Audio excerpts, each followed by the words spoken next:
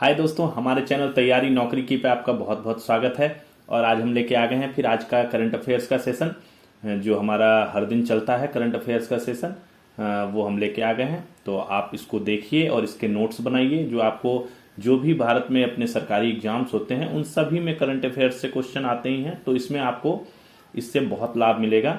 और इसका डिस्क्रिप्शन दिया हुआ है, पूरा विश्लेषण करके हर क्वेश्चन के बारे में बताया हुआ है। तो आप इससे इसको देख के इसको नोट्स बना सकते हैं और इससे लाभ उठा सकते हैं। तो चैनल को सब्सक्राइब कर दीजिए जिन्होंने नहीं किया है।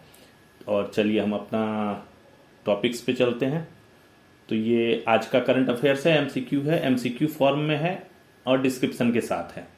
पहला क्वेश्चन देखते हैं हम आज का क्या है हमारा। रिजर्व बैंक ऑफ इंडिया के वर्तमान गवर्नर का नाम क्या है? ठीक है, रिजर्व बैंक ऑफ इंडिया वर्तमान गवर्नर का नाम क्या है?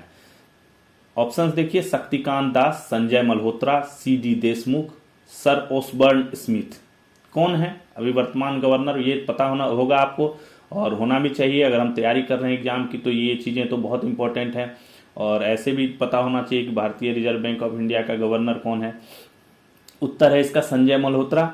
संजय मल्होत्रा हैं अभी वर्तमान governor. Sanjay Malhotra reserve Bank of India के वर्तमान गवर्नर हैं, है ना। इन्होंने कब चार्ज लिया था? इन्होंने पदभार संभाला था 11 दिसंबर 2024 को।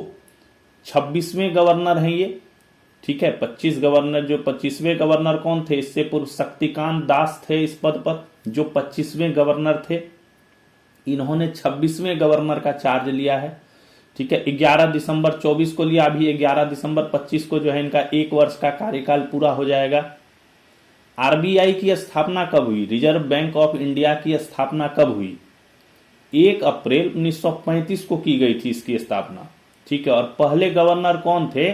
ऑस्ट्रेलिया के सर ओसबर्न स्मिथ थे। ये जो यहाँ पे चौथा ऑप्शन दिया हो गया है ना, सर ओसबर्न स्मिथ, ये जो है पहले गवर्नर थे। 1 अप्रैल 1935 को जब स्थापना की गई आरबीआई की, तो उस टाइम गवर्नर जो है वो ऑस्ट्रेलिया के सर ओसबर्न स्मिथ थे, ठीक है।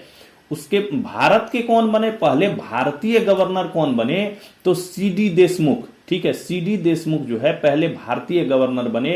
ये इनका कार्यकाल जो था 11 अगस्त 1943 से 30 जून 1949 के बीच था। इस बीच ये भारतीय गवर्नर रहे आरबीआई के, और ये पहले भारतीय गवर्नर थे। सबसे ज्यादा समय तक इस पद पे कौन रहा है? तो सबसे ज्यादा समय तक इस पद पर रहने वाले कौन है governor? Sir Benegal Rama Rao. Sir Benegal Rama Rao थे जो सबसे ज्यादा टाइम, कितना, 7 साल तक इस पोस्ट पर बने रहे। वहीं सबसे कम समय कौन रहे? अमिताभ घोष। अमिताभ घोष का कार्यकाल मात्र 20 दिन का रहा इस पद पे, जो सबसे कम उम्र के जो है कम समय सीमा तक काम करने वाले जो है गवर्नर रहे ये। आरबीआई के 15वें गवर्नर के तौर पे कौन नियुक्त हुए थे? मनमोहन सिंह, जो क्या बने भारत के बाद में भारत के 13वें प्रधानमंत्री बने। आरबीआई के ये 15वें गवर्नर थे। मनमोहन सिंह जो थे, श्री मनमोहन सिंह, है ना, वो भारत के 13वें प्रधानमंत्री बने बाद में। गवर्नर का कार्यकाल कितने वर्षों का होता है? 3 वर्षों का गवर्नर का कार्यकाल होता है, जो कि बढ़ाया भी जा सकता है, एक्सटेंड किया जा सकता है, ठीक है। अगर पीएमओ चाहे तो उसको एक्सटेंड किया जा सकता है। नियुक्ति कैसे होती है? तो पीएमओ कार्यालय जो है वो नियुक्त करता है, प्रधानमंत्री का जो कार्यालय है वो नियुक्त करता है, बट नियुक्त करता है जो वित्त मंत्रालय है, वित्त मंत्री हैं, उनके द्वारा बनाई गई समिति होती है, एक कमिटी है, वो जब सिफारिश करती है, उसी के रिकमेंडेशंस के आधार पर जो है इस गवर्नर की जो है नियुक्ति होती है, ठीक है। पीएमओ करता है बट सिफारिश जाती है वित्त मंत्रालय से, वित्त मंत्री के द्वारा जो बनाई गई समिति होती है वो सिफारिश करती है किसी का नाम, किसी अधिकारी का नाम, कि ये अधिकारी को बनाया जाए, तो उसके बाद जो है पीएमओ कार्यालय इसका आदेश निकालता है। तो ये था गवर्नर का। आज वर्तमान में हमारे RBI reserve Bank of India जो है, भारतीय रिजर्व बैंक जो है, कुछ भी कह लीजिए, वो उनके जो गवर्नर हैं वो संजय मल्होत्रा जी हैं, ठीक है। अगला क्वेश्चन देखिए। पंजाब सरकार द्वारा चलाए जा रहे सगुन योजना के तहत रजिस्टर्ड निर्माण श्रमिकों की बेटियों की शादी के लिए कितने रुपए की सहायता दी जाती है? बहुत अच्छा क्वेश्चन है। सगुन योजना पंजाब सरकार चलाती है देश में, है ना। सगुन योजना के तहत क्या होता है कि जो रजिस्टर्ड श्रमिक हैं, है ना, वर्कर्स हैं, रजिस्टर्ड वर्कर्स हैं, कंस्ट्रक्शन वर्कर्स खास करके जो हैं, उनकी बेटियों की शादी के लिए जो है एक फाइनेंशियल असिस्टेंस दिया जाता है, सहायता दी जाती है।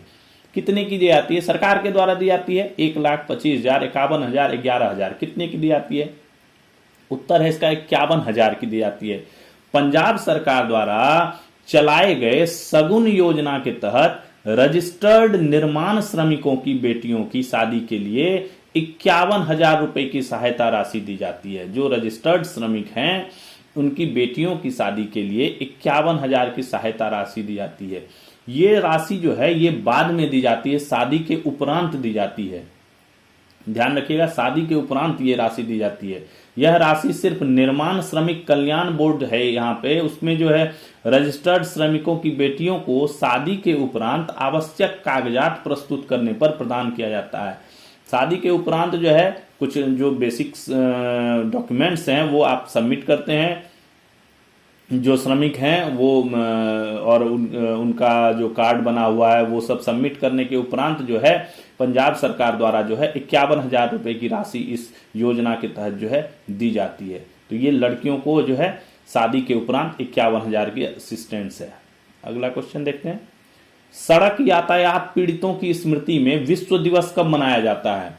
देखिए, सड़क यातायात पीड़ित, ट्रैफिक जो होता है ना, सड़क यातायात जो है उसमें जो घायल हो जाते हैं, मौत हो जाती है किन्हों की, उसका जो है स्मृति में, उनकी याद में जो है एक दिवस मनाया जाता है, विश्व दिवस, विश्व स्मृति दिवस मनाया जाता है।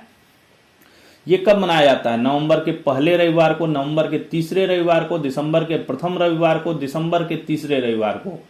ये उत्तर है इसका। हर साल नवंबर के तीसरे रविवार को जो है ये सड़क यातायात पीड़ितों की स्मृति में जो है विश्व दिवस मनाया जाता है। सड़क यातायात पीड़ितों की स्मृति में विश्व दिवस हर साल नवंबर के तीसरे रविवार को सड़क यातायात दुर्घटनाओं में पीड़ितों और उनके परिवार के प्रति सम्मान प्रकट करने के लिए मनाया जाता है। ठीक है, किस लिए मनाया जाता है पता चल गया। दुर्घटना में जो पीड़ित हो गए हैं और या उनके परिवार है उनके प्रति एक आभार प्रकट करने के लिए, है ना, एक सम्मान प्रकट करने के लिए उनके प्रति की ये घटना हो गई है ना, उसके लिए ये मनाया जाता है।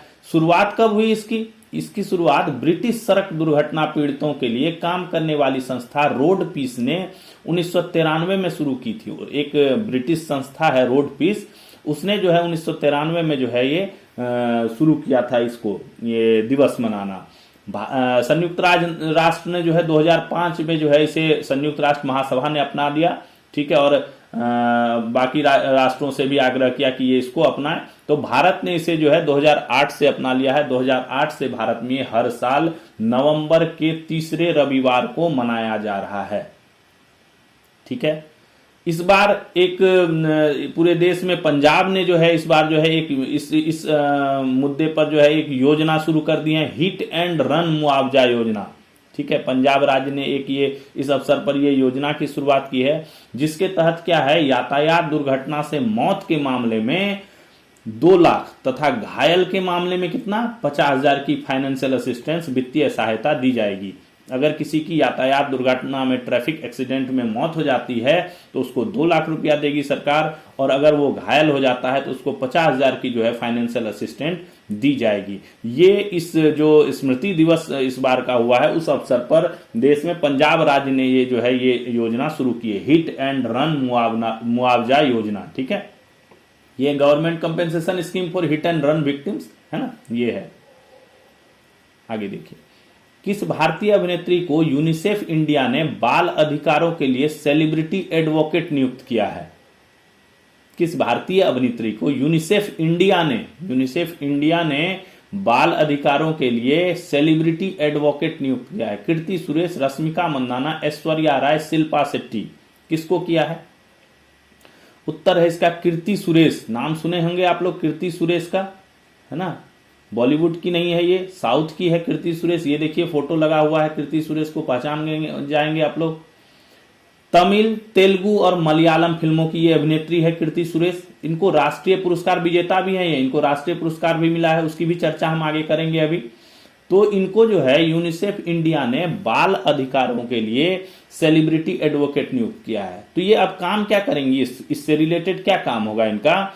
तो ये अब बच्चों के मानसिक स्वास्थ्य, मेंटल जो हेल्थ है उसको, शिक्षा, एजुकेशन से रिलेटेड जो भी मैटर है, लैंगिक समानता है ना, जो अनुपात है लैंगिक समानता है, लैंगिक अनुपात है, उसको देखेंगी। जैसे मुद्दों पर जागरूकता, अवेयरनेस का काम करेंगी। एक यूनिसेफ इंडिया की तरफ से जो है ये एक तरह से एम्बेसडर टाइप की हो गई है ना, सेलिब्रिटी एडवोकेट हो गई, तो उसी तरफ से ये इन सब चीजों पर जो है अवेयरनेस बढ़ाएगी, है ना। कीर्ति सुरेश को 66वें राष्ट्रीय फिल्म पुरस्कार 2019 में क्या इन्हें वर्ष 2018 में रिलीज हुई तेलुगु फिल्म महानती में सावित्री का किरदार निभाने के लिए सर्वश्रेष्ठ अभिनेत्री का पुरस्कार मिल चुका है। कब मिला इनको पुरस्कार? 66वां राष्ट्रीय फिल्म पुरस्कार था, 2019 में दिया गया। जो 2018 में इनकी एक तेलुगु फिल्म आई थी, नाम था उसका महानती, उसमें इन्होंने सावित्री का किरदार निभाया था। उसके लिए इनको जो है सर्वश्रेष्ठ अभिनेत्री का राष्ट्रीय पुरस्कार जो है प्राप्त हो चुका है। तो ये काफी प्रतिष्ठित अभिनेत्री हैं। तमिल, तेलुगु और मलयालम फिल्मों में, मलयालम इंडस्ट्री में, उधर साउथ की जो इंडस्ट्रीज हैं उसमें जो है ये काफी प्रचलित हैं। तो इनको जो है यूनिसेफ इंडिया ने सेलिब्रिटी एडवोकेट नियुक्त किया है। अगला देखिए, कोल इंडिया की तरफ से किन्हें रेस्क्यू मैन ऑफ इंडिया का खिताब प्रदान किया गया है? डॉक्टर SS गिल, दिलीप सरदार, जसवंत सिंह गिल, गुरप्रीत सिंह चड्ढा। किसको दिया गया कोल इंडिया की तरफ से रेस्क्यू मैन ऑफ इंडिया का खिताब? उत्तर देखिए, ये उत्तर है इसका गौ, जसवंत सिंह गिल। ठीक है, जसवंत सिंह गिल 16 नवंबर को कोल इंडिया के रानीगंज रेस्क्यू ऑपरेशन के 36 वर्ष पूरे होने के उपलक्ष्य में स्वर्गीय जसवंत सिंह गिल को कोल इंडिया ने रेस्क्यू मैन ऑफ इंडिया का खिताब प्रदान किया। क्या था, 16 नवंबर को जो है ना कोल इंडिया में रानीगंज में जो है ना क्या नाम 1989 में एक रेस्क्यू ऑपरेशन चलाया गया था रानीगंज में। ठीक है, आप लोगों ने एक फिल्म देखा होगा मिशन रानीगंज, देखा है? किन्होंने, जिन्होंने देखा है वो कमेंट में लिख दीजिए कि देखा है कि नहीं। मिशन रानीगंज, इसमें जो अभिनेता हैं वो अक्षय कुमार हैं। ठीक है, मिशन रानीगंज एक फिल्म बनी थी इसी मुद्दे पर। क्या हुआ था, 1989 में जो कोयला का खान होता है उसमें पानी भर गया था बंगाल में, रानीगंज में। तो उसमें 65 कर्मचारी जो है वो नीचे फंस गए थे। उनको निकालने का कोई ऑप्शन नहीं मिल रहा था, कोई तरीका नहीं सूझ रहा था। तब वहां पर जो है ये माइनिंग अफसर थे, माइनिंग अफसर अपना जसवंत सिंह गिल थे। ठीक है, ये माइनिंग इंजीनियर थे। तो इन्होंने जो है एक लोहे का कैप्सूल बनाया, ठीक है, जिसमें उसमें आदमी जो है सिंगल जो है ऊपर आ सके, ऐसा करके जो है उन्होंने लोहे का एक कैप्सूल बनाया और फिर उसको जमीन में बोर करके जो है नीचे डाला। और फिर जैसे लिफ्ट ऊपर नीचे आती जाती है उसी तरह जो है इन सारे कर्मचारियों को जो है, सारे श्रमिकों को जो है एक एक करके जो है बाहर निकाला गया और सारे जो है 65 आदमी को रेस्क्यू किया गया। ठीक है, इनको इसके लिए कैप्सूल मैन भी कहा जाता है। इन्होंने जो लोहा का कैप्सूल टाइप का बना के जमीन में बोर करके जो है ये कार्य किया। राष्ट्रपति थे उस समय श्री R वेंकट रमन। 1991 में उन्होंने जो है इनको जो सबसे ऊंचा पुरस्कार होता है सर्वोच्च जीवन रक्षा पदक जो है उससे इनको नवाजा था। काफी चर्चा हुई थी। इसी के ऊपर एक फिल्म जो बनी थी, मैंने जो पहले बताया मिशन रानीगंज नाम से, ये 6 अक्टूबर 2023 को ये फिल्म बनी है। 6 अक्टूबर 2023 को। ये हैं जसवंत सिंह गिल, इनको देख लीजिए, जसवंत सिंह गिल ये हैं। ठीक है, और ये फिल्म का वो पोस्टर है जो मिशन रानीगंज जो जिसकी मैं बात कर रहा हूँ, मिशन रानीगंज जो है ये पोस्टर है जिसमें ये जो है अक्षय कुमार अभिनेता हैं और इन्होंने जो है ये काम किया है। तो इसको आप देख सकते हैं, है ना, रेस्क्यू मैन ऑफ इंडिया का खिताब इनको। तो उस जो ऑपरेशन था उसको 36 वर्ष पूरे हो गए, तो कोल इंडिया ने इनको एक सम्मान देते हुए जो है रेस्क्यू मैन ऑफ इंडिया का खिताब दिया है। अगला देखिए, हर्बर्ट नीड्ज, जिन्हें the deepest man on earth कहा जाता है, किस देश से संबंध रखते हैं? Herbert Nitsch, deepest man on the earth कौन है, किस देश से हैं? England, Austria, America, Argentina. Austria से हैं ये। ऑस्ट्रिया के डाइवर हैं ये, है ना, जो डाइविंग करते हैं। हर्बर्ट नीड्स, इनको जो है the deepest man on earth कहा जाता है। ठीक है, इन्होंने 6 जून 2012 को ग्रीस में 253.2 मीटर की गहराई तक सिर्फ एक सांस में गोता लगाकर गिनीज वर्ल्ड रिकॉर्ड बनाया था। ठीक है, 253.2 मीटर गहराई में एक ही सांस में ये गोता लगाकर निकले थे ये, और गिनीज वर्ल्ड रिकॉर्ड बना था। अब तक इन्होंने ऐसे 33 वर्ल्ड रिकॉर्ड जो है बना दिए हैं। तो ये जो है इनको the deepest man on earth कहा जाता है, हर्बर्ट नीड्स को। किस राज्य सरकार ने राज्य के वरिष्ठ नागरिकों को स्टार्टअप या नई कंपनी शुरू करने हेतु न्यू इनिंग नामक योजना शुरू की है? किस राज्य सरकार ने राज्य के वरिष्ठ नागरिक जो हैं उनको असिस्टेंट देने के लिए, देखो जो वरिष्ठ नागरिक हैं उनको इतना अनुभव होता है, योग्य होते हैं, उनकी शैक्षणिक वो काफी वो रहती है, उनको पता रहता है कि उन्होंने इतने सालों में जो कहीं से जॉब करके निकले हैं तो उनको उसका भी ज्ञान रहता है, अनुभव रहता है।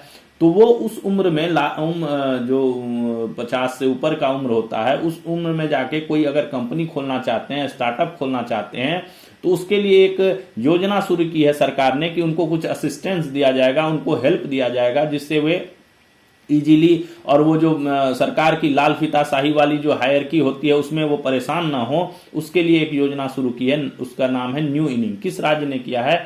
तो ये काम किया है केरल ने।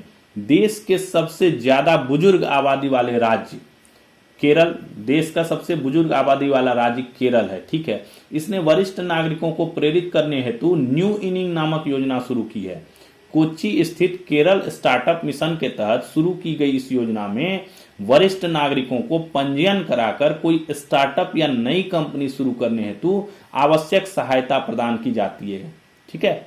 आवश्यक असिस्टेंस जो भी उसको जरूरत होती है, जैसे कोई भी योजना शुरू करना है या कोई भी कंपनी शुरू करनी है तो उसमें काफी प्रक्रियाएं होती हैं। तो इनको एक ही अम्ब्रेला के अंदर, एक ही छाते के अंदर जो है हर चीज उपलब्ध करा दिया जाएगा और इनको कहीं इधर भागा दौड़ी नहीं करनी पड़ेगी।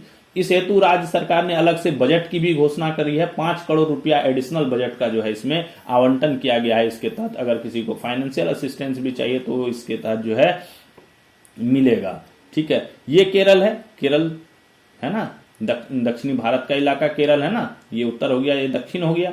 दक्षिणी भारत के इलाका तमिलनाडु से सटा हुआ, कर्नाटक से सटा, दोनों से इसकी सीमाएं लगती है, तमिलनाडु और कर्नाटक से, है ना, ये केरल।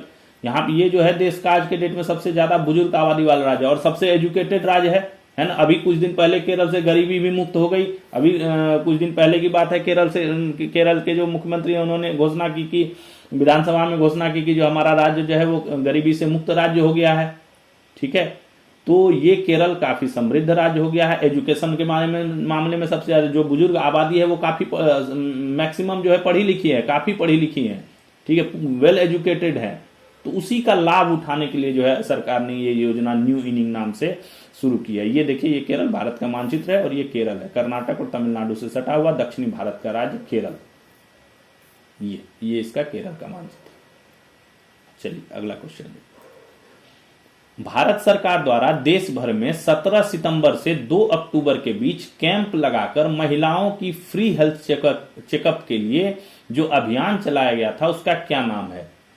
भारत सरकार ने जो है पूरे देश भर में 17 सितंबर से 2 अक्टूबर के बीच जो है कैंप लगाकर महिलाओं की फ्री हेल्थ चेकअप के लिए एक अभियान चलाया था। उसका नाम क्या दिया गया था? स्वस्थ नारी अभियान, सशक्त नारी चिकित्सा, स्वस्थ नारी स्वस्थ देश, स्वस्थ नारी सशक्त परिवार, क्या दिया गया था? उत्तर है इसका ख, स्वस्थ नारी सशक्त परिवार।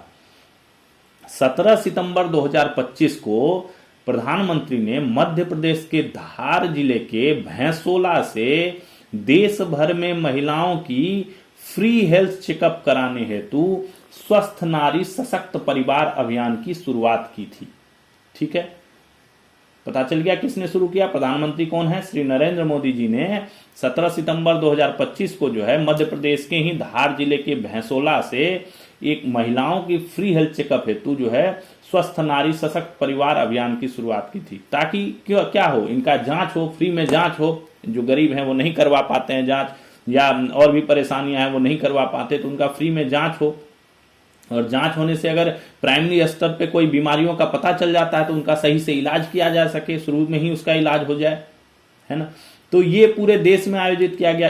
इस अभियान में मध्य प्रदेश जो है वो सबसे ज्यादा शिविर लगाने वाला और सबसे अव्वल राज्य घोषित हुआ। मध्य प्रदेश ने सबसे ज्यादा शिविर लगाए और सबसे ज्यादा महिलाओं का, लगभग 3.5 लाख से ज्यादा महिलाओं का इन्होंने जो है फ्री चेकअप किया, ठीक है। ये किसके अंडर चलाया जाता है? राष्ट्रीय ग्रामीण हेल्थ मिशन के तहत जो है यह अभियान चलाया गया। ठीक है, ये देखिए नरेंद्र मोदी जी ने service is the resolve India first the inspiration से है ना, स्वस्थ नारी सशक्त परिवार अभियान कब से कब चला? 17 सितंबर टू 2 अक्टूबर। एज पार्ट ऑफ द अभियान 75,000 health camps will be organised across the country providing health care services focused on specific need of women and children at the Ayushman Arogya Mandirs and CHC ETC along with पोषण माह celebration at all anganwadis. ठीक है, पूरे देश में 75,000 health camp लगाए गए। किसके लिए? महिलाओं के लिए, बच्चों को भी इनमें शामिल किया गया। कहां पे? जो CHC हैं, सरकारी संस्थाएं हैं, वहां पे लगाए गए, और भी जगहों पे शिविर लगाया गया। ठीक है, और जो आंगनवाड़ीज हैं उनमें क्या चलाया गया? पोषण माह चलाया गया। ठीक है, तो विकसित भारत के अभियान के तहत जो है ये नारियों को जो है बीमारियों से बचाने के लिए और नारियों को जो है सशक्त बनाने के लिए, स्वस्थ बनाने के लिए जो है ये अभियान हमारे प्रधानमंत्री ने चलाया। अगला क्वेश्चन देखिए, ऑपरेशन सिंदूर के वीर जवानों को समर्पित भारतीय सेना एवं आम नागरिकों का संयुक्त हाफ मैराथन कहां आयोजित किया गया? ठीक है, ऑपरेशन सिंदूर हुआ था। सिंदूर में पाकिस्तान को के आतंकवादी ठिकानों पे काफी हमला हुए। भारत की वायुसेना ने काफी हमला किया। ड्रोन से जो है काफी ड्रोन पाकिस्तान की तरफ से ड्रोन आए, उनको जो है मार गिराया गया, है ना। तो ऑपरेशन सिंदूर के जो वीर जवान थे उनको समर्पित जो है भारतीय सेना एवं आम नागरिकों, यानी ज्वाइंट हुआ ये, आर्मी का भी था और कॉमन पीपुल का भी था। संयुक्त हाफ मैराथन कहाँ हुआ? जबलपुर, अमृतसर, श्रीनगर, जम्मू। जबलपुर में, जबलपुर कहाँ है? मध्य प्रदेश में। मध्य प्रदेश के जबलपुर में ऑपरेशन सिंदूर के वीर जवानों को समर्पित भारतीय सेना आम नागरिकों का संयुक्त हाफ मैराथन, क्या नाम दिया गया? सूर्या हाफ मैराथन 2025 के तीसरे संस्करण का आयोजन किया गया है। थर्ड संस्करण था, थर्ड एडिशन था। यह मैराथन प्रधानमंत्री के फिट इंडिया मूवमेंट के तहत पंजीकृत है। पुरुषों में इसमें कृष्णाराम तथा महिला में भारती जो है वो प्रथम रही। ये है इसका Surya half marathon 2025 third edition है, तीसरी बार हो रहा है। ये 16 नवंबर को आयोजित किया गया। इसमें जो हाफ मैराथन 21 किलोमीटर और बाकी ऑप्शनल भी थे, 10, 5, 3 जो फन रन होता है वो भी आयोजन थे। ठीक है, आर्मी पार्टिसिपेट थी और क्या नाम है, आम पीपुल जो है उनके लिए भी ये ओपन था। नानी की डायरी नामक कथा संग्रह किसने लिखा है? नानी की diary Dinesh Kumar, Urmila series, Nikhil day, रक्षिता स्वामी। उत्तर है इसका उर्मिला सीरीज। नई पुस्तक आई है, प्रसिद्ध कथाकार उर्मिला सीरीज ने 13 कहानियों का कथा संग्रह लिखा है, नानी की डायरी। ठीक है, 13 कहानियां हैं उनकी लिखी हुई और ये प्रसिद्ध कथाकार है उर्मिला सीरीज, इन्होंने ये लिखा है नानी की डायरी। अगला क्वेश्चन, वर्ष 2025 का प्रतिष्ठित आईटी जैक्सन पुरस्कार किसे प्रदान किया गया? Doctor Atul Parashar, doctor Sanjeev Sharma, doctor Saumya Agarwal, doctor Abhinav, किसको दिया गया? उत्तर है इसका डॉक्टर अतुल पराशर। डॉक्टर अतुल पराशर को एपिसिकॉन 2025, ठीक है, ये क्या है ना, एक्चुअल में प्लास्टिक सर्जरी वगैरह जो होती है ना, क्लेफ्ट, क्रेनियोफेशन सर्जरी। क्रेनियोफेशन सर्जरी क्या हुआ, होंठ कटे, होंठ और तालू का जो प्रॉब्लम होता है ना बच्चों वगैरह को, जिनका होंठ कटा हुआ रहता है, तालू कटी हुई रहती है, मतलब उनमें प्रॉब्लम्स रहती हैं, जो पूरे एक जैसा नहीं रहता है, कटा फटा रहता है, तो उससे रिलेटेड जो है ये प्लास्टिक सर्जरी से रिलेटेड जो है ये इसमें काम किया जाता है और इस पे जो है एक अवार्ड दिया जाता है। एपिस्कॉन 2025 जो association of plastic surgeons of India, ठीक है, द्वारा 12 से 16 नवंबर 25 तक वाराणसी में आयोजित किया गया। ठीक है, ये जो सम्मेलन ये देख रहे होंगे आप यहाँ पे, एप्सिकॉन 2025 जो है ये 59वां annual conference of the association of plastic surgeons of India है ना, उसका जो है 12 से 16 नवंबर तक का कहाँ आयोजन किया गया? वाराणसी में। उसमें प्रोफेसर अतुल पराशर हैं। ठीक है, ये अतुल पराशर अपना पीजीआई के हैं, पोस्ट ग्रेजुएट इंस्टीट्यूट जो है चंडीगढ़ के, वहां के हैं प्रोफेसर। उनको जो है क्लेफ्ट और क्रेनियोफेशियन सर्जरी में उत्कृष्ट योगदान के लिए वर्ष 2025 का प्रतिष्ठित आईटी जैक्सन अवार्ड प्रदान किया गया। ठीक है, क्लेफ्ट और क्रेनियोफेशियन वही चीज जो मैंने बताया, होंठ और तालू जो वो खराब रहते हैं वो उनको जो है ठीक करने के लिए इनका यूज होती है, टेक्नोलॉजी है, ये सर्जरी उपयोग होती है। ये अवार्ड देश में क्लेफ्ट और क्रेनियोफेशियल सर्जरी के क्षेत्र का शीर्ष सम्मान माना जाता है। इस क्षेत्र का ये सबसे टॉप अवार्ड है जो दिया जाता है। तो प्रोफेसर हैं डॉक्टर अतुल पराशर, उनको जो है ये दिया गया। स्वदेश में निर्मित पनडुब्बी रोधी युद्धपोत जो जल्द ही भारतीय नौसेना में शामिल किया जाएगा, क्या नाम है? ठीक है, स्वदेश में निर्मित है, पनडुब्बी है, पनडुब्बी रोधी युद्धपोत है ये, है ना। भारतीय नौसेना में शामिल कब किया जाएगा, शामिल किया जाएगा? इसका नाम क्या है? इसका माहे, वारफेयर, मालाबार, समुद्र रक्षक। तो इसका उत्तर है माहे। माहे देखिए डिटेल्स। स्वदेश में निर्मित anti submarine warfare shallow water craft माहे को 24 नवंबर को मुंबई में भारतीय नौसेना में शामिल किया जाएगा। कब शामिल किया जाएगा? 24 नवंबर को मुंबई में शामिल किया जाएगा, भारतीय नौसेना में, नेवी में शामिल किया जाएगा। इस पनडुब्बी रोधी युद्धपोत का नाम इसका माहे क्यों दिया गया है? क्या मतलब है माहे? माहे जो है ना एक तटीय शहर है। कहां पे? मालाबार तट जो है, मालाबार एक्सरसाइज होता है ना, मालाबार तट जो है उस पे जो है ऐतिहासिक तटीय शहर है एक माहे, उसके नाम पर जो है इसका नाम रखा गया। यह है भारत का सबसे खतरनाक युद्धपोत माहे, INS माहे। ठीक है, ये युद्धपोत है, पनडुब्बी रोधी है, यानी ये पानी के अंदर जो है उसको भी रोक सकती है, किसी भी तरह के खतरे को जो है रोक सकती है। ये 24 नवंबर को जो है भारतीय नौसेना में शामिल हो जाएगा। अगला देखिए, 32वीं उत्तरी क्षेत्रीय परिषद की बैठक का आयोजन कहाँ किया गया? ये राज्यों के जो उत्तर क्षेत्रीय राज्य हैं इनकी बैठक की जाती है। उसका 32वां ये एडिशन था। लखनऊ, अहमदाबाद, फरीदाबाद, इलाहाबाद। उत्तर है फरीदाबाद। 32वीं उत्तरी क्षेत्रीय परिषद की बैठक का आयोजन फरीदाबाद में 17 नवंबर को किया गया। इसमें अध्यक्षता गृह मंत्री अमित शाह ने की। इसमें जो उत्तरी क्षेत्रीय राज्य हैं पंजाब, हरियाणा, हिमाचल प्रदेश के मुख्यमंत्री, दिल्ली, जम्मू कश्मीर और लद्दाख के उपराज्यपाल तथा चंडीगढ़ के प्रशासकों ने जो है इसमें भाग लिया। ये जो इनका बेसिकली ये होता है, इसमें ना इनके जो स्टेट के मुद्दे होते हैं जिनको केंद्र से रिलेट किया जाता है, जिसके केंद्र की इंटरफ्रेंस की जरूरत होती है, किसी को बजट चाहिए होता है, किसी की कोई प्रोजेक्ट रुका होता है, किसी का कोई इशू होता है, उन सब इशुओं का जो है डिस्कशन जो है यहाँ पे किया जाता है। तो ठीक है, ये उत्तरी क्षेत्रीय परिषद की बैठक होती है, हर साल होती है ये। 39वें सूरजकुंड अंतर्राष्ट्रीय शिल्प मेले का आयोजन किस राज्य में किया जाएगा? 39 सूरजकुंड अंतर्राष्ट्रीय शिल्प मेला बहुत फेमस है, पूरे वर्ल्ड लेवल पे फेमस है। उत्तर प्रदेश, हरियाणा, गुजरात, पंजाब, हरियाणा में किया जाएगा। 39वें सूरजकुंड अंतर्राष्ट्रीय शिल्प मेले का आयोजन हरियाणा में कब से किया जाएगा? 31 जनवरी 26 से 15 फरवरी 26 तक किया जाएगा। ठीक है, 31 जनवरी से लेके 15 फरवरी तक। इसमें क्या है, मिस्र भागीदार राष्ट्र के तौर पर शामिल होगा। मिस्र के जो है पिरामिड और भी जो मंदिरें वगैरह हैं उनको जो प्रदर्शित किया जाएगा, उनको जो है प्रदर्शनी, भव्य प्रदर्शन होगा उनका।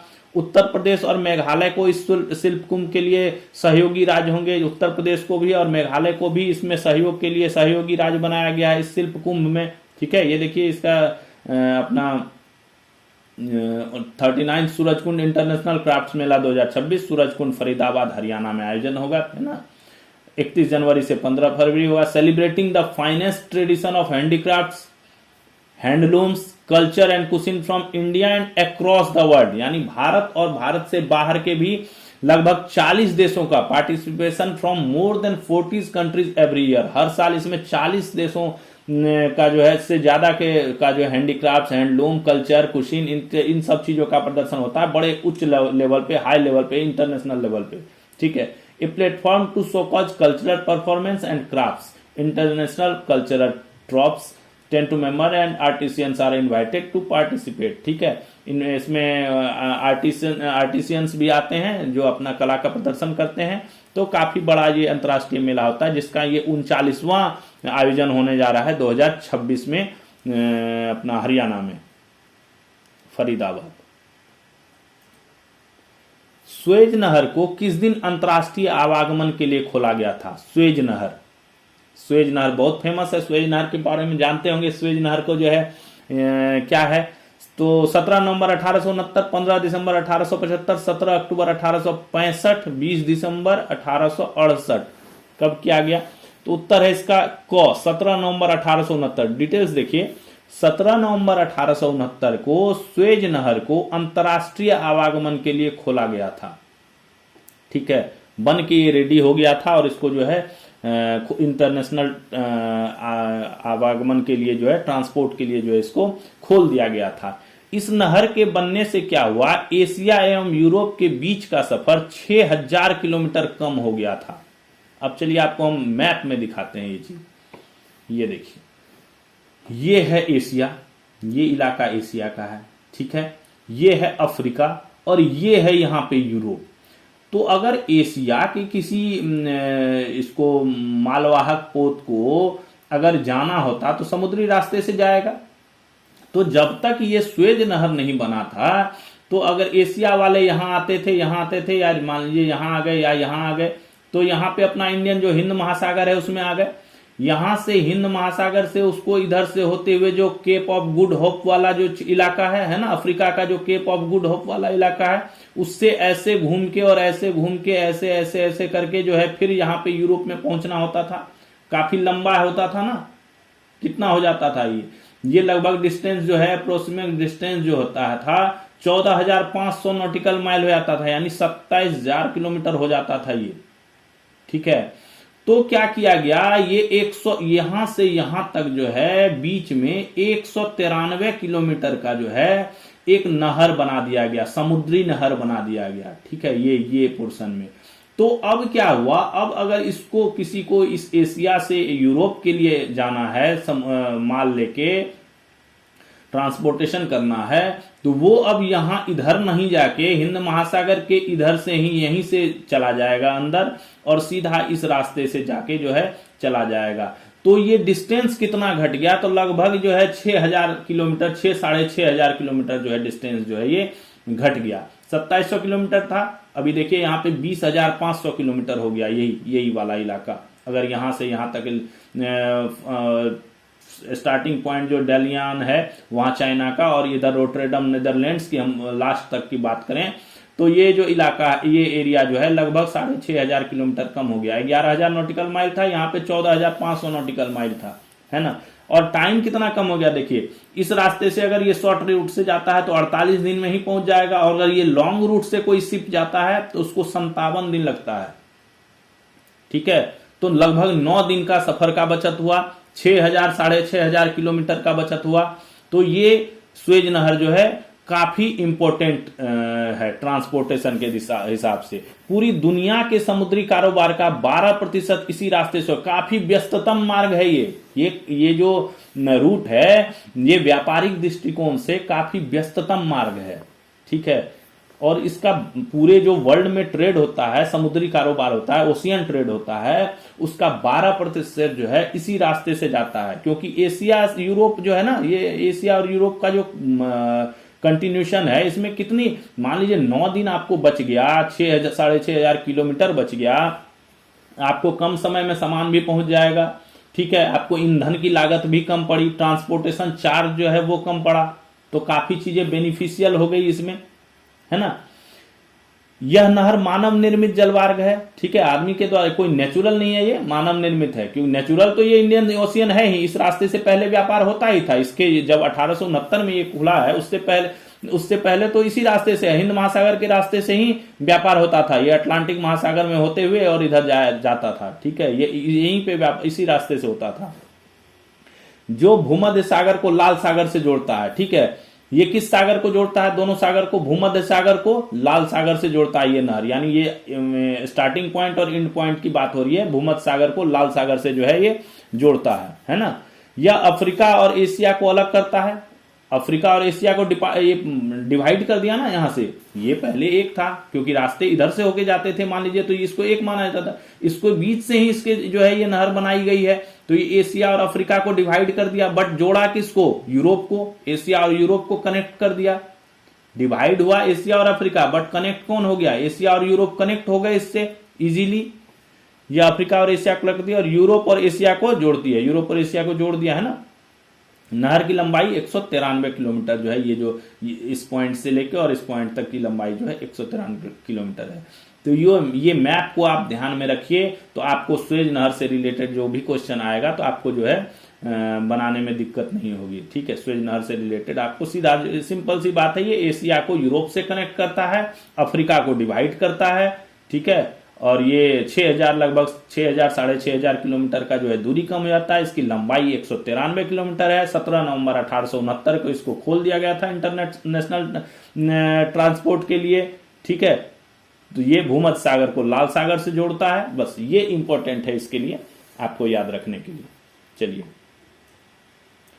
राष्ट्रीय मिर्गी दिवस कब मनाया जाता है? एपिलेप्सी 17 नवंबर 18 नवंबर 19 नवंबर 16 नवंबर। उत्तर है 17 नवंबर। 17 नवंबर को राष्ट्रीय मिर्गी दिवस मनाया जाता है।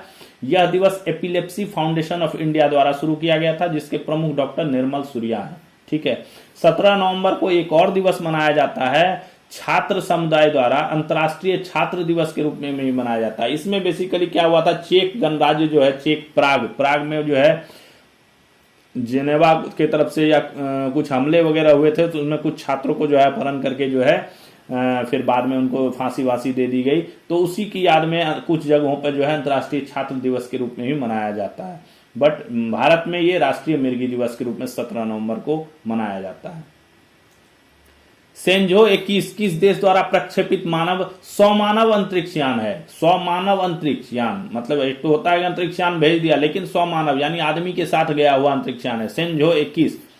ये क्वेश्चन जो है 5-6 दिन पहले के क्लास में भी डिस्कस हो रखा है। चीन, अमेरिका, भारत, इंग्लैंड। आज इसलिए डिस्कस हो रहा है क्योंकि इसमें इससे रिलेट हो रहा है कुछ, इसलिए आज डिस्कस कर रहे हैं। चलिए, अभी आपको पता चल जाएगा। सेंजो 21 किस देश द्वारा प्रक्षेपित 100 मानव अंतरिक्ष यान है? चीन, अमेरिका, भारत, इंग्लैंड। पता ही होगा आपको, चीन ने किया है इसको। चीन ने अपने तियोंगयांग स्पेस स्टेशन के लिए, जो इसका चीन का अंतरिक्ष में स्पेस स्टेशन है, अब तो भारत भी बनाने के लिए तैयार हो रखा है ना। 2035 तक का लक्ष्य रखा है स्पेस स्टेशन बनाने का, अपना अंतरिक्ष स्टेशन बनाने का। 2028 में इसका फर्स्ट मॉड्यूल भारत जो है वो कक्षा में स्थापित भी करेगा। भारत भी इस तीसरा प्रमुख देश बन जाएगा अमेरिका चीन के बाद। तो काफी आगे भारत भी इसमें बढ़ रहा है। तो चलिए, अभी चीन की बात करते हैं। चीन ने अपने तियोंगयांग स्पेस स्टेशन के लिए अपना नया अंतरिक्ष मिशन सेंजो 21 को सफलतापूर्वक लॉन्च किया है। ठीक है, ये कर दिया। इसे गोबी मरुस्थल के जीवकान सैटेलाइट लॉन्च सेंटर से लॉन्च किया गया। 14 नवंबर को क्या हुआ, जो पहले से टीम जा रखी थी, इसमें भी 3 आदमी की 3 एस्ट्रोनॉट की टीम गई हुई है। जो सेंजो 21 है, इसमें भी 3 एस्ट्रोनॉट की टीम गई हुई है। और इससे पहले जो इनका सेंजो 20 था, वो 14 नवंबर को जो है उसके साथ जो 3 लोग पहले से गए हुए थे, वो 3 लोग जो है वो वापस आ गए हैं। ठीक है, सेंजो 20 के 100 मानव अंतरिक्ष यान के वापसी मॉड्यूल ने सफलतापूर्वक जो है लैंडिंग की है। जो अंतरिक्ष यान था, वापसी मॉड्यूल का रिटर्निंग जो था, उसने बीच में ये कहीं फंस गया था, कोई चक्रवात तूफान वगैरह आ गया था, उसमें जो है ये फंस गया था। बट इसका सेफली फिर लैंडिंग हो गया है सेंजो 20 में। इसमें 3 सदस्य थे, चनतुंग, चनचोंगचेंग और वांगचे। ये सेफली वापस आ गए हैं। ये 204 दिन अंतरिक्ष में ठहरे, जो कि चीनी अंतरिक्ष इसका जो है इतिहास का जो है रिकॉर्ड है। 204 दिन तक अभी तक कोई भी अंतरिक्ष यात्री अंतरिक्ष में नहीं ठहरा था। तो सेंजो 21 जो है अभी चला गया है, सेंजो 20 जो है वो अभी वापस आ गया है इसके साथ। अगला देखिए, अजय वारियर 25 युद्धाभ्यास भारत और किस देश की सेना के बीच शुरू हुआ? अजय वारियर 25, ये युद्धाभ्यास वाला क्वेश्चन काफी आता है। युद्धाभ्यास होते भी बहुत हैं और क्वेश्चन भी बहुत आता है। अभी मुझे लगता है इसी महीने हमने 7-8 युद्धाभ्यास का जो है वो कर लिया है डिस्कशन। तो युद्धाभ्यास जो है, इसको एक नोट बना लीजिए आप। युद्धाभ्यास हर महीने होता है सेना का, कभी वायुसेना का, कभी नौसेना का, कभी इंडियन आर्मी का, किसी न किसी देश के साथ जो है चलते ही रहता है। अभी मालाबार चल ही रहा था, अभी त्रिशूल खत्म हुआ है। ठीक है, अभी गरुड़ हो रहा है, गरुड़ शक्ति हुआ है। तो काफी चलते ही रहता है ये। इसका एक मैं कंसोलिडेट बना के भी आपको दे दूंगा, जिससे आपको जो है आसानी होगी। अजय वारियर अभी शुरू हुआ है। अजय वारियर 25 जो है किस देश के साथ शुरू हुआ है? ये इंग्लैंड के साथ, यूनाइटेड किंगडम, ब्रिटेन, इंग्लैंड के साथ जो है ये शुरू हुआ है। भारत एवं इंग्लैंड की सेना के बीच द्विपक्षीय युद्धाभ्यास अजय वारियर 25 17 नवंबर से कहां शुरू हुआ? महाजन फील्ड फायरिंग रेंज, राजस्थान में शुरू हो गया है। ठीक है, 17 नवंबर से हो गया। 14 दिन तक चलेगा ये। 30 नवंबर को इसकी समाप्ति हो जाएगी। इसमें कुल कितने सैनिक भाग ले रहे हैं? 240 सैनिक टोटल भाग ले रहे हैं। इक्वल पार्टिसिपेशन है, उनके भी 120 और अपने 120, टोटल 240 सैनिक भाग ले रहे हैं। भारत की ओर से इनका नेतृत्व कौन कर रहा है? सिख रेजिमेंट, जो आर्मी की सिख रेजिमेंट है, ये सिर्फ सिंगल आर्मी का ही है।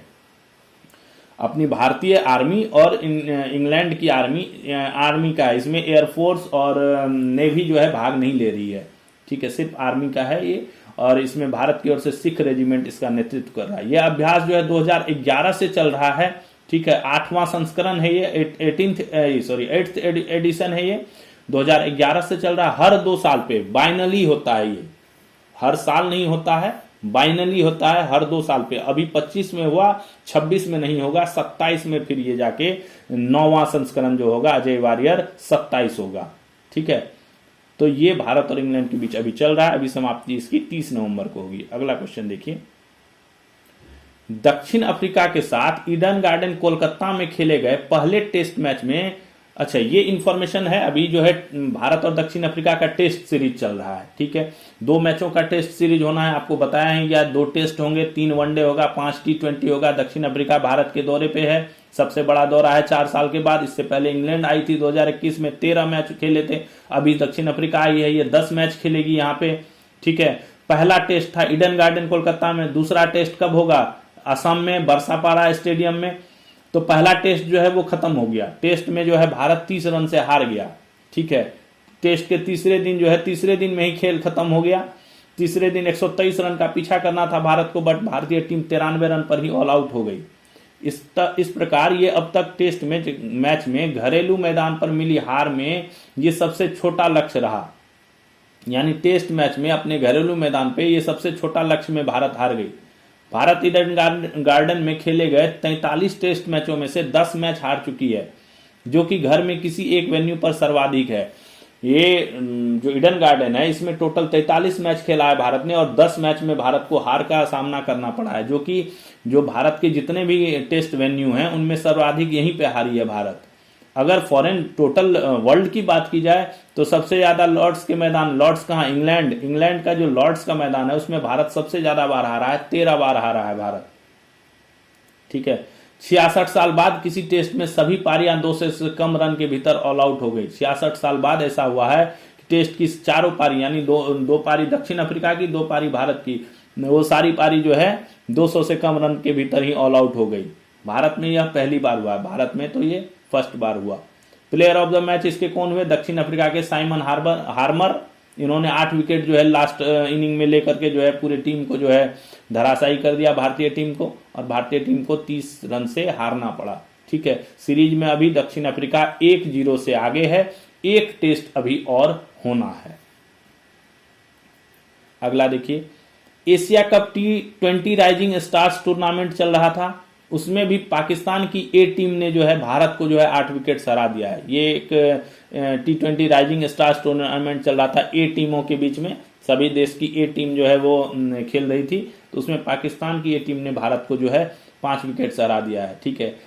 पूरे साल में ये 6ठा बार में जो है भारत ने जो है 5 बार कंटिन्यू जीता था, ये 6ठे बार जो है भारत जो है किसी फॉर्मेट में पाकिस्तान से हारा है। यानी पहली बार हारा है, 5 कंटिन्यू जीता था, ये 6ठे बार जो मैच हुआ है उसमें ये हारा है। अगला देखिए, श्रीलंका और पाकिस्तान के बीच हुए वनडे सीरीज में पाकिस्तान ने श्रीलंका को 3 मैचों से हराकर 3-0 से सीरीज जीत लिया है। श्रीलंका और पाकिस्तान के बीच भी वनडे चल रहा था, उसमें पाकिस्तान ने जो है श्रीलंका को 3-0 से तीनों मैच में जीत के 3-0 से सीरीज जो है जीत लिया है। मैक्सिको सिटी, चलिए मैक्सिको सिटी की बात करते हैं। मैक्सिको सिटी के राष्ट्रपति कौन है? क्लाउडिया शिनबाम, ठीक है, जिन पे कुछ दिन पहले जो है उसका दुर्व्यवहार का जो है वो लगा था। इनको जो है ये पब्लिक मीटिंग में थी एक शहर में, मैक्सिको सिटी शहर में, वहां पे किसी व्यक्ति ने जो है, आम नागरिक ने जो है इनके साथ छेड़छाड़ कर दी थी, ठीक है। उसके बाद मैक्सिको में काफी महिलाओं की सुरक्षा के लिए काफी प्रयास शुरू के एक अभियान शुरू किया गया।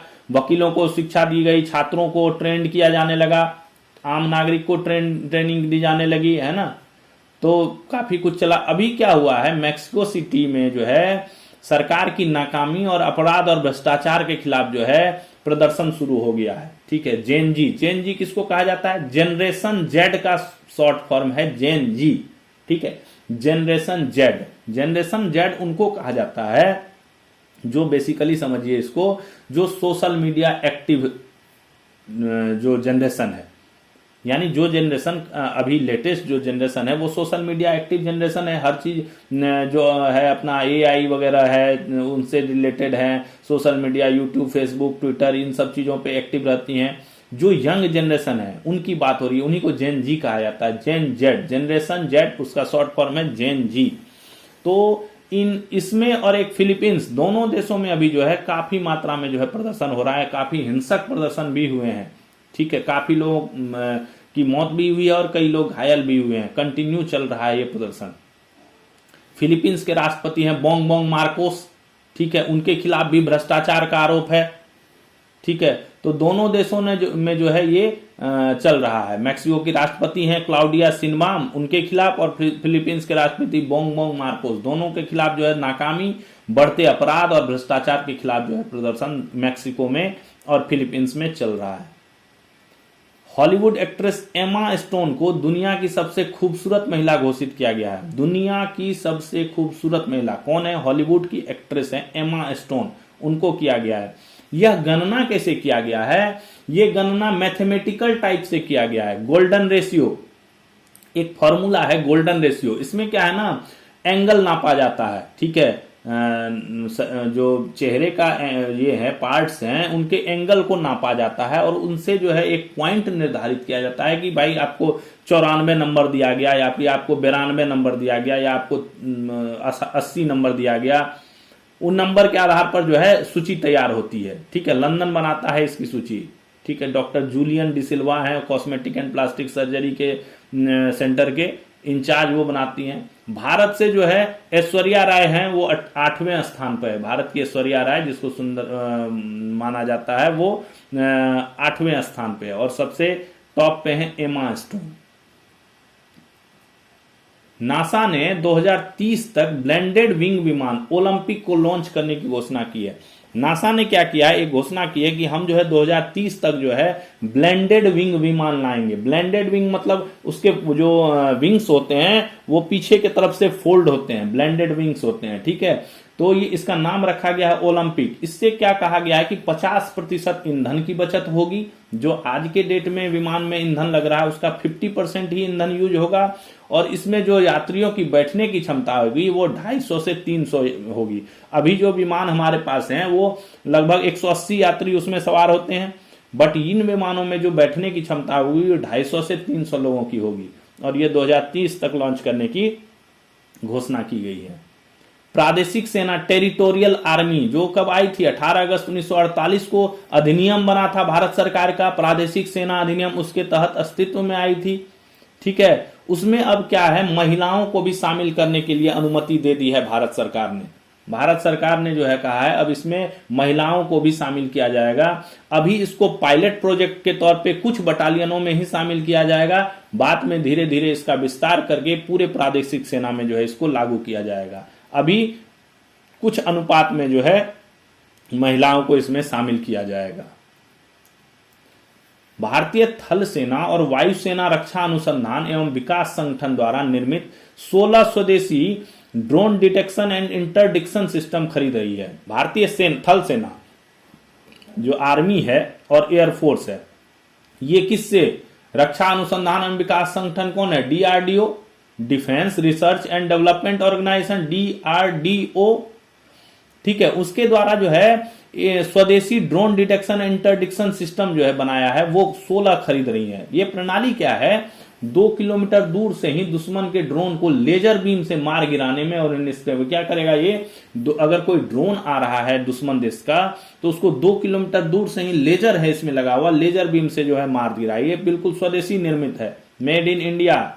ठीक है, क्या आत्मनिर्भर भारत उसकी जो है ये उसके तहत है, हो रहा है। इस सिस्टम को जो है क्या नाम दिया गया, मार्क 2 नाम दिया गया। ये जो drone detection and interdiction system है इसको मार्क 2 नाम दिया गया है। अगला देखिए 36वीं सीनियर राष्ट्रीय तलवारबाजी चैंपियनशिप के पुरुष वर्ग में तमिलनाडु के केपी निशोगिधि तथा महिला वर्ग में हरियाणा की कनुप्रिया चावला ने स्वर्ण पदक जीता है। 36वीं सीनियर राष्ट्रीय तलवारबाजी चैंपियनशिप हुई थी। इसमें पुरुष वर्ग में तमिलनाडु के केपी निशोगिधि तथा महिला वर्ग में हरियाणा की कनुप्रिया चावला ने गोल्ड जीता है। 18 से 24 नवंबर तक अरुणाचल प्रदेश के ईटानगर में जो है जूनियर नेशनल बैडमिंटन चैंपियनशिप का जो है आयोजन किया जाएगा 18 से 24 नवंबर। Council of Scientific and Industrial Research कौन है? CSIR, ठीक है ना, वैज्ञानिक रिसर्च वाला केंद्र है ये। और कौन? इसरो, ठीक है, इंडियन स्पेस रिसर्च ऑर्गेनाइजेशन। ये इनका जो स्पेस मीट जो है 2025 का जो स्पेस मीट है वो बेंगलोर में 17 नवंबर को आयोजित किया जाएगा, ठीक है। इसके डिटेल्स आएंगे तब हम आपको इसके बारे में बता देंगे इनमें क्या क्या विषयों पर डिस्कस हुआ और क्या क्या इशू जो है सॉल्व हुए और क्या आगे की फ्यूचर रणनीति बनी है इसरो की और CSIR की। इसके बारे में हम आपको अगले सेशन में जानकारी दे देंगे।